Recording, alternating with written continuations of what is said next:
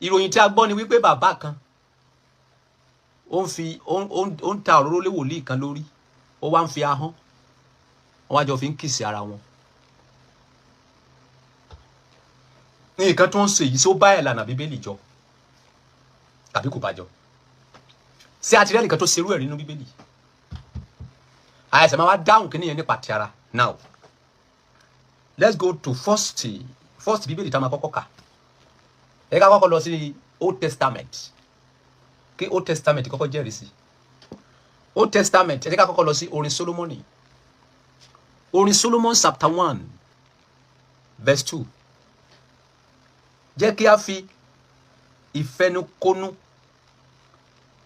jẹ́ kí ó fi ìfẹnukonu ẹnu rẹ̀ kò mí ní ẹnu, nítorí ìfẹ́ rẹ̀ sàn ju ọtí wáìnì lọ. bíbélì àkọ́kọ́ nìyẹn, ẹ má kà ó. bíbélì kejì, 1 Peter chapter 5 verse 14, ó kà wípé ẹ fi ìfẹnukonu ìfẹ́ kí ara yín. àmín. ó di bíbélì mélòó? ó di bíbélì méjì. Next Bible, Romans chapter 16 verse 16. ẹ fi ìfẹnukonu mímọ́ kí ara yín. gbogbo ìjọ Kristi ń kí yín. ó di bíbélì mẹ́ta. bíbélì fàyè gbà pé ká máa kíìsì ara wa. ṣé ẹ fẹ́ lọ parẹ́ nínú bíbélì ni? ẹ̀yin tẹ́ ń wíwí kúwì, tẹ́ ń wí kàtàkàtà. bíbélì fàyè gbà pé kẹ́ kíìsì ara yín. kí ni wọ́n ń ṣe níbẹ̀ yẹn nígbà tí bàbá yẹn fi ẹnu ko arákùnrin yẹn lẹ́nu? ó dá mi lójú wípé ó fẹ́ ta òróró wòlíì lé bàbá máà nìyẹn lórí ni. bóyá wọ́n ń ta òróró wòlíì lé lórí, ó dá pé nǹkan tó ń ṣe níbẹ̀ nìyẹn. nígbà tí Ọlọ́run fẹ́ rán Èlíjà wípé kó lọ yan wòlíì Èlísà àti Jéhù, kó yan wòlíì Èlísà ní wòlíì, kó dẹ̀ yan Jéhù ní ọba, báwo ló ṣe ṣẹlẹ̀, báwo ló ṣe ṣe? ẹ jẹ́ ká gbọ́ ọ̀kan tí Bíbélì sọ nípa olúpẹ́pẹ́ àjà ká lójú ogun lé. má sọ̀rọ̀ with emotionally. Bíbélì sọ pé wádìí ohun gbogbo dájú kẹ́lẹ́ mọ́ lè ti ṣe òtítọ́. kí ṣe kẹ́kọ̀ọ́ máa wíwí kúwì nípa kan tí ẹ ò mọ̀. ẹ jẹ́ ká wo bí Èlíjà bó ṣe yan Èlísà ní wòlíì. 1 King chapter 19. Chapter 19. a máa bẹ̀rẹ̀ láti verse 15 to 21.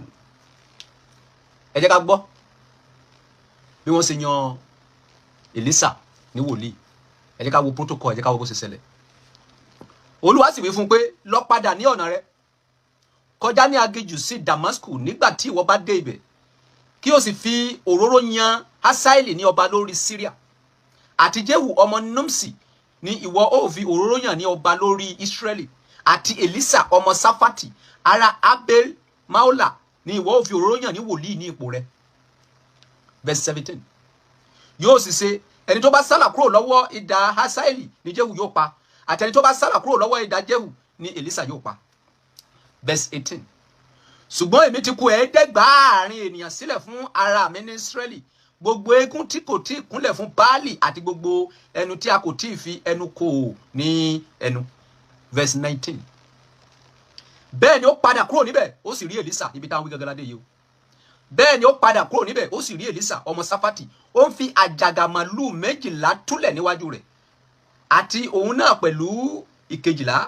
Èlíjà sì kọjá tọ̀ ọ́ lọ, ó sì dá agbádá rẹ̀ bò. bó bá ṣe yan Èlísà nìyẹn. Èlíjà tọ̀ ọ́ lọ, ó dá agbádá rẹ̀ bò mọ́lẹ̀.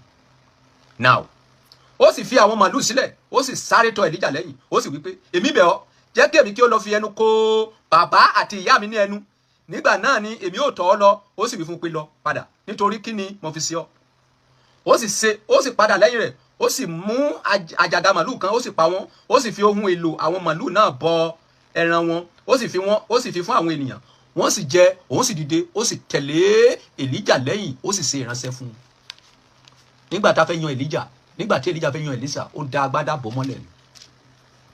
Now tẹ́ bá wo nǹkan tó ń ṣe níbẹ̀ yẹn, ìwọ tó bá ní ọpọlọ, gbogbo èrò bàbá yẹn, tẹ́ bá wo nǹkan tó ń ṣẹlẹ̀ níbẹ̀ yẹn, ó ṣeé ṣe kí arákùnrin yẹn ti ṣe nǹkan tó jọ bàbá yẹn lójú. bàbá yẹn fẹ́ràn ẹ̀ gan, ó fi tinútinú gba àdúrà. ahọ́n tó fi kan arákùnrin yẹn lẹ́nu, èrò tó wà nínú bàbá yẹn ni wípé kí àṣẹ tó wà lára àwọn gẹ́gẹ́ bí wòlíì kó wọnú ara arákùnrin yẹn. dáìsọ mi mọ bí tẹ́tí rọ́pọlọ ti yín o, nǹkan tí bàbá yẹn fẹ́ fàyọ́ mẹ́wọ̀n ni. ó fẹ́ràn arákùnrin yẹn gan, tẹ́ bá di wíìdúwìí tó tinútinú ló fi gba àdúrà yẹn òróró tó talé lórí yẹn àṣẹ tó wà lára bàbá yẹn ìfẹ́ tó ní sí arákùnrin ló fà tó fi ahọ́n ẹ̀ kàn wípé kí àṣẹ tó wà lẹ́nu mi kó wọnú ayé ẹ lọ kì í ṣe pé bí wọ́n ń ṣe awo ní ṣọ́ọ̀ṣì bíbélì sọ wípé ẹ máa wádìí ohun gbogbo dájú kí ẹ lè mọ ilé tí ń ṣe òtítọ́ ilé tó wá burú jù ni wípé ẹ̀yin kìrìsìtẹ́nì náà ẹ tó wá ń bu ara yín ẹ tó ń gbógun ti ara yín ẹ tó ń ba ayé ara yín jẹ́ níbi tí ọpọlọ yín yòrò dé ẹ ò mọ nǹkan tó wà ní bíbélì ẹ ń tẹ̀lé ẹnu àwọn ènìyàn gbogbo àwọn blọ́gà tó gbé kíní yẹn pátá àwọn ti wà ní ṣọ́ọ̀ṣì o èwo ojú rèé ìgbà rèé ìfẹ́ ni ojú ara lẹ́yìn fi ń wo pé wọ́n kìsì wọn ò kìsì àṣẹ ni bàbá yẹn fún arákùnrin yẹn authority ó ní àjà nígbà tí Èlíjà fẹ́ lọ mo ti wọnú pẹpẹ lọ nígbà mo ti wà lójú iná báyìí ó ti ṣẹlẹ̀ nígbà tí Èlíjà fẹ́ lọ Èlíjà ń sọ fún Èlísà wípé dúró sí yín Olúwa rán mi níṣẹ́ ó ní Olúwa bí Olúwa ti bẹ bí ẹ̀mí rẹ̀ ti bẹ ẹ̀mí ò bá ọ lọ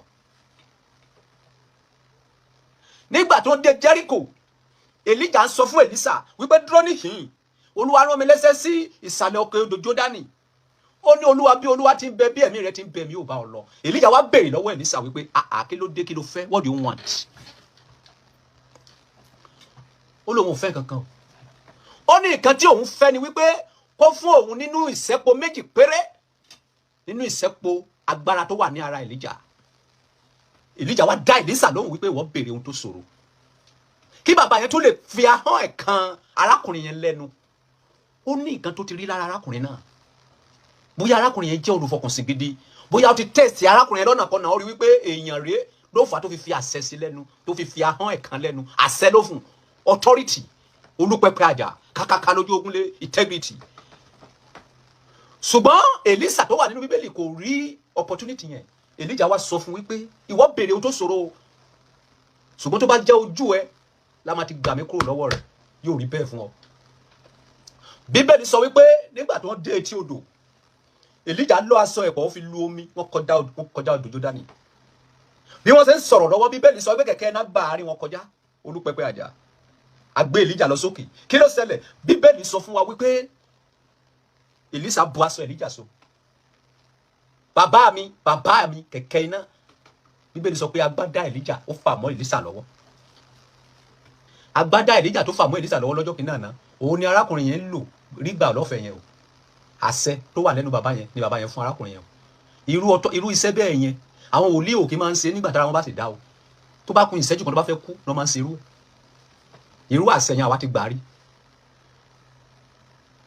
bẹ́ẹ̀ ni ẹni wòlíì tó bá ní kó yọ ahọ́n ẹ wá tó fi ahọ́n tiẹ̀ kàn ẹ́ lẹ́nu ó nífẹ̀ẹ́ láyé dé ọ̀run ni o tẹ́ bá máa wádìí bàbá wòlíì yẹn pẹ̀lú arákùnrin yẹn ó ti gbé arákùnrin yẹn wò ó rí wípé orí ẹ wà ń bẹ òun ló fà tó fi tinútinú sí àdúrà yẹn ó fi àṣẹ tó wà lẹ́nu ẹ ó dá padà fún wípé wọn náà gbà kó máa lò ètò máa nìyẹn o kì í ṣe pé bí àwọn sáwọ ní ṣọ́ọ̀ṣì gbogbo ẹ̀tẹ́ lọ wí kàtàkàtà lórí íńtánẹ́ẹ̀tì bíbélì jẹ́rìí sí òpin kẹ́ máa kìsì ara yín o tó bá ti mọ̀ wípé kọ́ máa kìsì ẹ má lọ sí ṣọ́ọ̀ṣì o torí pé kí ni ìlànà bíbélì ni torí ìlànà bíbélì lẹ́ ń tẹ̀lé o ẹ mọ̀ wípé àwa ò ní ṣàbòsí mi ò lọ́ta mi ìdẹ̀ lọ́rẹ̀ kò sẹ́ni tí mo ń gbèsè lẹ́yìn bó bá ṣe nǹkan tí ò dáa máa bá ẹ wí tó bá yọwọ́ ẹ̀ pè mi ò fẹ́ mọ̀ bó ṣe dàgbà tó a máa fún ẹ lépè tó bá yọwọ́ ìwàásù a máa fún ẹ ní ìwàásù tó bá yọwọ́ jẹ́ntù a máa fún ẹ ní jẹ́ntù I am the only man that can talk true to anybody and nothing will happen. If anything happen, anything will spoil. If anything spoil, there will not be solution. Your 4 generations suffer for it. Ọ̀rọ̀ Ọlọ́run ó yàtọ̀ sí ọ̀rọ̀ ayé o. Èrò ayé ó yàtọ̀ sí ti ara o.